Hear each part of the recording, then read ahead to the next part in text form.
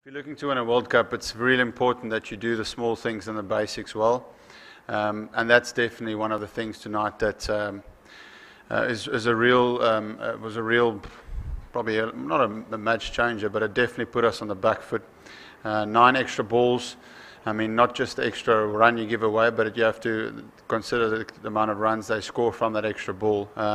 So you're probably looking at a 15 to 20 run game swing just by bowling 9 wides.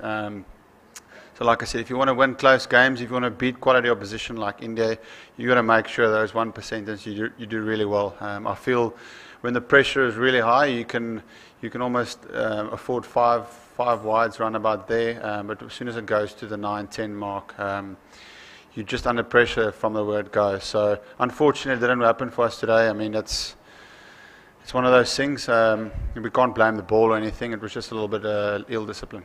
Yeah, as we batted, we felt that maybe India missed the trick with not opening with a spinner. We felt that there was a little bit of grip, and we wanted to try and get JP to see if we can do that. Unfortunately, the ball was just skidding on a bit wide of the stumps, and it opened the offside.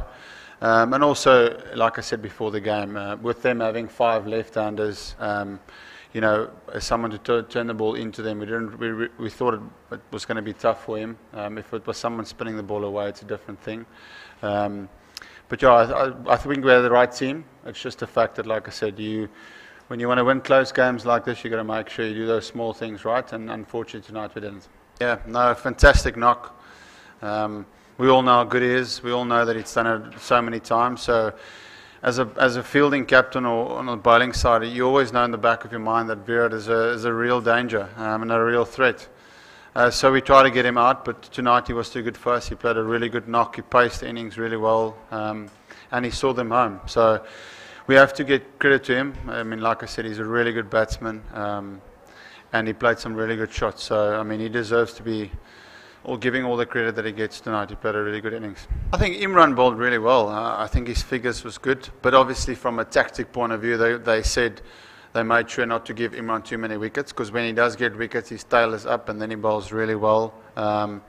It's hard to expect Dale every time to be a match winner for us. He's also human. He's going to have days where he's not the world's, like where he's just cleaning guys up. So, Dale bowled well tonight, but the batsmen, they were up to the task and they played him really well. So, yeah, like I said, you have to give credit to them. They played, especially those two, and like you say, they are our 2 danger men, and they handled them very well. You can look at it both ways. If Steyn bowled the 17th and Parnell the 18th, and he went for the same runs, you would have asked me that same question.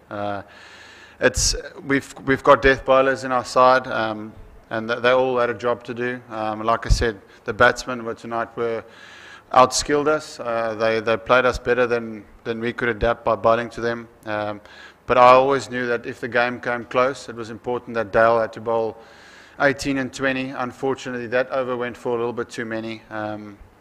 But that's how it goes. You can't plan like that. Yeah, well, as I said before the game, it's statistically AB is best when he comes in with 10 overs to go. That's just, you might see him as our best batsman, but statistically he does better when he comes in at that time. He's batted 3 a few times in his career, and his stats is not as good as when he comes in at 10 overs. So for us, it's very clear that he needs to bat in that time. Certainly tonight, myself and JP batted unbelievably quickly. So, would AB have done any quicker than that? I don't know.